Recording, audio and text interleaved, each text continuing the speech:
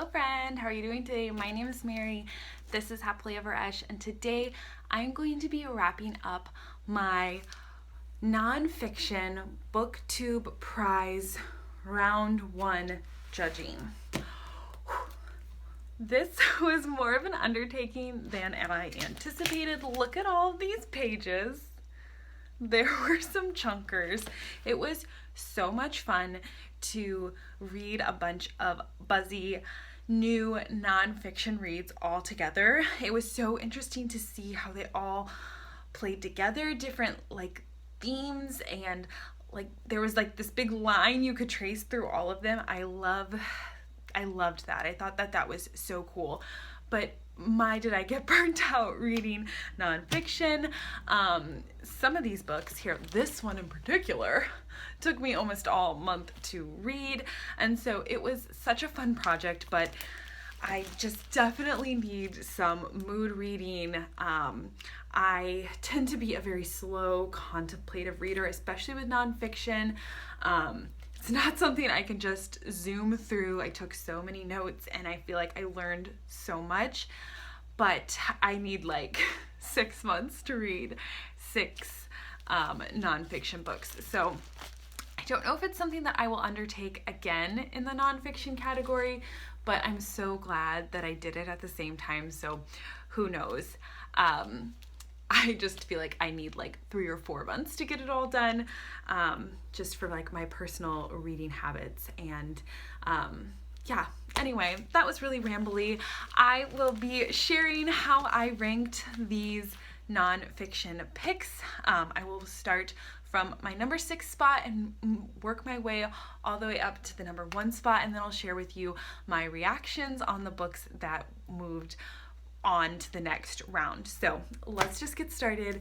This is my BookTube Prize wrap up, starting with slot number 6, and that is The Man in the Red Coat by Julian Barnes. Now, I feel like with nonfiction, you really need to be interested in the book to enjoy it and feel like you are spending your times well. This is one that I never would have picked up on my own, and I think it definitely hurt that in my rating system.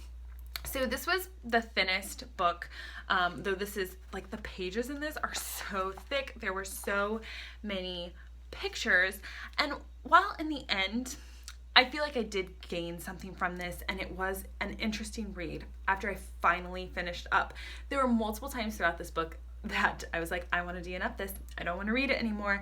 I'm not really enjoying this. This book starts off and really is about 3 Frenchmen who are all renowned and well-known for their own reasons, who take a little trip to London to do some, it says intellectual shopping.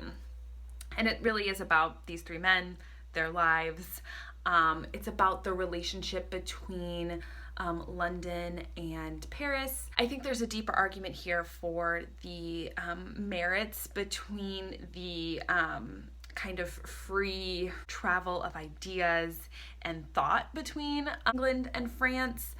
A lot of that stuff, as an American who is not well versed on the relationship, kind of went over my head. This book felt very smart, and there were lots of things that the author was referring to that I, just as a normal reader who didn't have any kind of background knowledge, just didn't understand and mostly didn't care. If I'm going to be quite frank, this just was not a book that interested me because it really felt like dead rich people problems, which is that sounds terrible to say, but in the end that's just kind of how I felt. Now I will say there are bits up in here about medical advancement and social issues, more generally, that I did find interesting, but all of the personal information about the people and the art, I had a hard time carrying. I feel very strongly about fully understanding, or as fully understanding as I can as a reader, trying to get what the author said. So it was a drudge to get through this because there were lots of things that I needed to go back and cross-reference and what's going on here. I have a hard time just pushing through that, even though I don't care, like pushing through that and just like to get through the text. So yeah, this one, it was a 3-star read for me. Like I said, in the end, I do feel like there was information that I was glad to have known and read about, and like especially about there's a lot of stuff about women's health in here, and like access to women's health and social issues of the time that I found interesting. But there was a lot of stuff that I just didn't care about. For that reason, it was my last pick. I also wasn't a huge fan of the way that the author chose to tell the story, because you just hop around so much, and like we will be on one paragraph and then there is like a thread of connection, but he'll totally change the subject, and I would feel like I have whiplash. Like, why are we talking about this person now? Like, also just the way he presented the information was really hard for me to follow. Also feel like the author knows he's a very intelligent person and is not afraid to let that be known through the text, which is also not my favorite way to get a story. So it was okay. I never would have finished it or even picked it up if not for the BookTube Prize. So for that, I can be grateful for the information that I did gain from it. But overall, 2.5, 3-star read. Okay, the rest of these books I really enjoyed. They were all a 4 or a 4.5-star read. So it was really hard for me to rank these books. This is kind of how this is how I ended up ranking them, and I'll kind of give my reasons why as we go along. So in spot number 5, the behemoth, we have Fevers, Feuds, and Diamonds, Ebola and the Ravages of History by Paul Farmer. This book is almost 600 pages of text. This is like a textbook. It's like an academic read. This is something that I can see someone in a public health class reading excerpts of. It feels very foundational and like a text that will be studied in social medicine and by scholars. Like that's what this felt like to me. But there is also personal stories, and there are stories in here that make it more accessible to an everyday reader like me. This book looks at 3 countries in Africa, predominantly Sierra Leone, Guinea, and Liberia. It looks at the history of these countries. So it looks at the social history of these places as well as the colonial history of these countries, and then also the epidemiology, I don't know if that's how you'd say it, history of these countries. So we're looking really at Ebola and the effects of Ebola on these 3 countries, and how something like Ebola and that outbreak that happened in these 3 countries, kind of the path that led to Ebola. This book couldn't have come out at a more perfect time, as the whole globe is experiencing a major viral outbreak of the coronavirus. There, even at the end, Paul Farmer's like, I didn't have to fight with my publisher about like leaving terms like PPE and super spreader, because it's something that has become part of the global vernacular. So really, this was the perfect time to read this book. I think added just a whole nother level of like empathy when reading this. It's so large, there's so much to be said, but I thoroughly enjoyed the way that Paul Farmer approaches this. He is a doctor, but he also takes that like social medicine, sociological, anthropological approach to viewing these countries and the history of these countries and the history of viral outbreaks. Really, it talks a lot about the need for medical treatment and the need for access for good treatment. He lays out a wonderful argument for like why that should be important to everyone, not just from like a humanitarian aspect, but also just like for the global good. I mean, man, there's so much to be said. I took pages of notes about this. I think why this is lower down is because it's very academic in style, but it's almost like it's aspiring to be narrative nonfiction, but maybe not letting go of some more of that like academic information, which I think is the point. Like, I think he was writing to be accessible to just the layman, but also as a text that could be studied in like the academic setting. I will say, I listened to this on audiobook, but would go back almost every night and take notes and kind of skim the text so I could really like solidify the information in my brain. And I cared enough to do that. But like my own ignorance of a lot of these topics and like really wanting to deep dive and understand led to like a very slow reading experience for me. And I will say, listening to it on audio, Paul Farmer like adds humor and like sarcasm into his writing, which I can appreciate, but it was hard sometimes to tell, like, are you joking? I'm not sure. And so it was hard for me as a reader to parse out like when he was being funny and like when he was making a serious discussion, like when he was making like a serious point at times. And it happened multiple times throughout the book where it was almost like distracting, where I'm like, I don't know if you're joking or not. So that didn't always like hit me right. But I think the more academic nature of this led it to being lower on my list, because some of the other books are very much more like a literary style, and it was easier to bump them up just because of like the beauty in the writing. So I'm so glad that I read this book. I probably never would have picked this behemoth up without the BookTube Prize, and I will be forever grateful that I read this book and that it came to me at such like a perfect time as we were coming up on a year anniversary of coronavirus outbreak. Yeah, I'm really grateful that I got to this one, and just my deeper knowledge of these 3 West African countries and Ebola and really just viral diseases in general. This was a much appreciated read, and I'm very glad that it was on the BookTube Prize.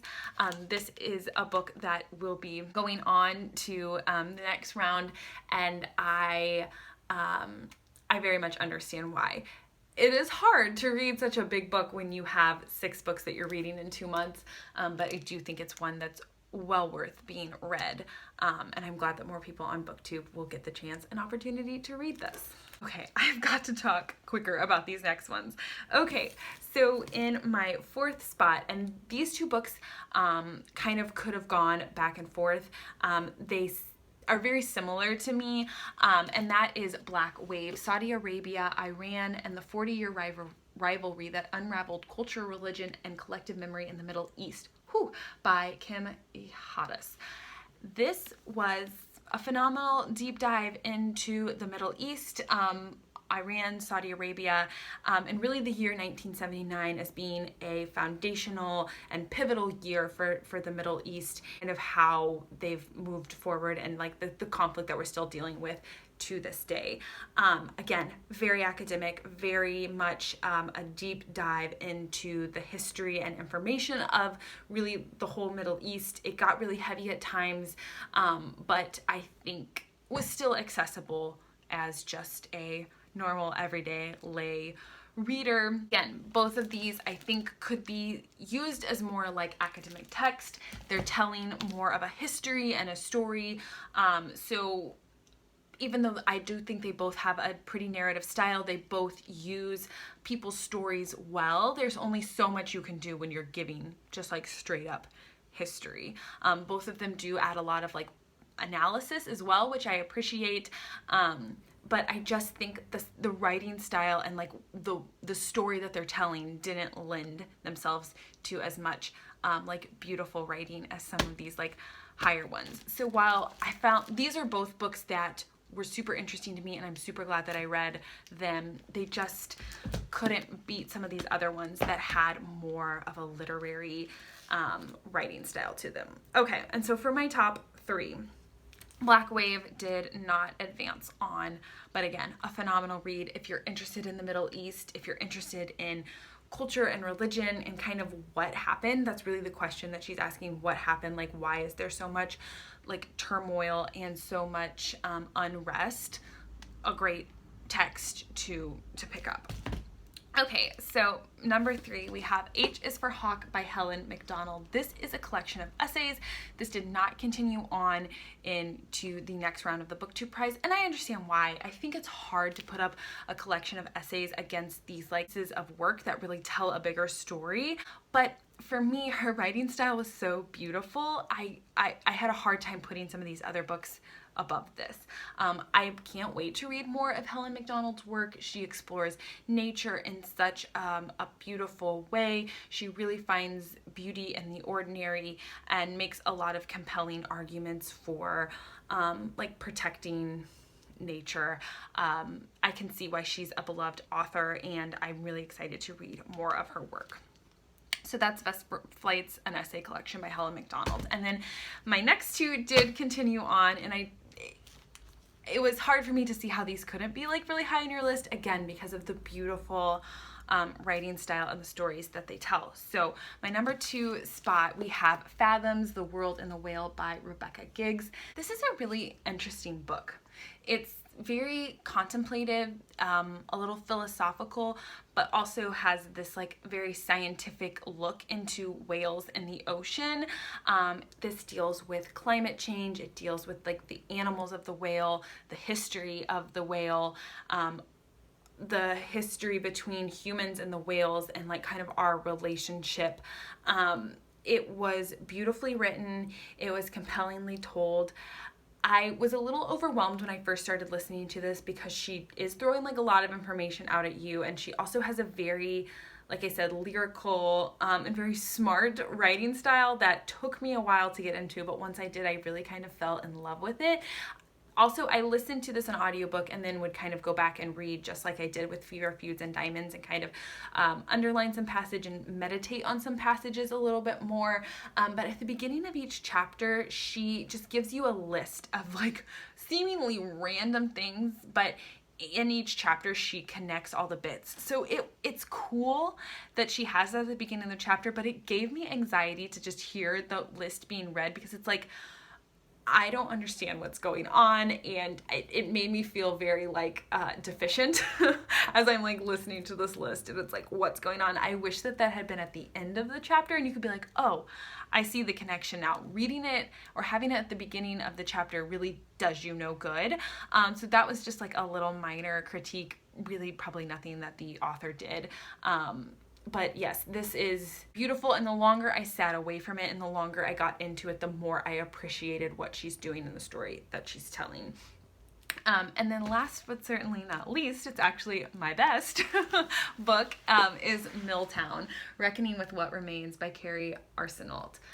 I loved this. This is a memoir, also dealing with climate change. We have a lot of climate issues in all of these books, really. Well, except the Julian Barnes. It didn't really deal with any climate issues, but there's strings in all the other books, and it was so much fun to kind of see all of the connections. But this book, I loved it. It's about Carrie and her family, and it's really about Maine and the people that inhabit Maine, and it's about a small town. I have such a connection with small towns because I grew up in a small town, and so I think personally I felt so connected to this story. But Carrie grew up in a mill town. The livelihood of this town is wrapped up with this paper mill, but also the health of all these residents is wrapped up in this paper mill, and it's about like the economic sacrifices we make, and who in our society we deem as expendable for like the benefit of profit. And it's so complex and beautifully told. I will say I enjoyed the first half much more than the second, because the second kind of half just seemed to unravel and wasn't as of a story. But the more I sit away from it, the more I can see that as being intentional, because of all of these answers. Like at the end, like it's not perfectly tied up with a bow. There are so many questions of like, you know, economic livelihood is important and critical for people, but so is their health. And you know, you can see the author wrestling with these questions, and we're wrestling through it with her as we kind of go along this story. It's very wide in scope. She kind of covers so many different topics, but I loved it. I thought it was phenomenal. The author narrates the audio, which is not always my favorite thing, but I think her voice just added so much to this story. I adored it. I think it's one of the best nonfiction books I've read in a while. It brought together like the personal story with the story of a place, along with like the greater story of her people group and the country. Really, it's wonderful. I loved it. So this one was 4.5 stars, and it is also going on to round 2. So 4.5 stars, 4 stars. It's so hard with essay collections, but you know, some were 3 stars in there, some were 5 stars, but probably like 3.5, 4 stars. 4 stars, 4 stars, and then like 2.5 or 3 stars. So I know you're like, how did this beat the books? But it's just the beautiful writing style. It was hard for me to not put it in my 3 spot. So it was probably more of like a 4-star read. But all right, that's it. That's my wrap up for the BookTube Prize. I'd love to know if you participated or if you're going to be participating in this next round. Thanks so much for watching me ramble through all of that. I feel like I need a nap, just like recapping all of those books. But it was so fun to participate and read and enjoy all of these books for this first round of the BookTube Prize. Please subscribe if you want to see me chat more about books. I just talked about a lot of nonfiction, but I enjoy it all. Nonfiction, literary fiction, middle grade, a few classics, mysteries. We read it all here. So please stick around if you want to see more bookish content from me. And cheers, friends. I gotta go drink my iced coffee and wake up. All right. Bye.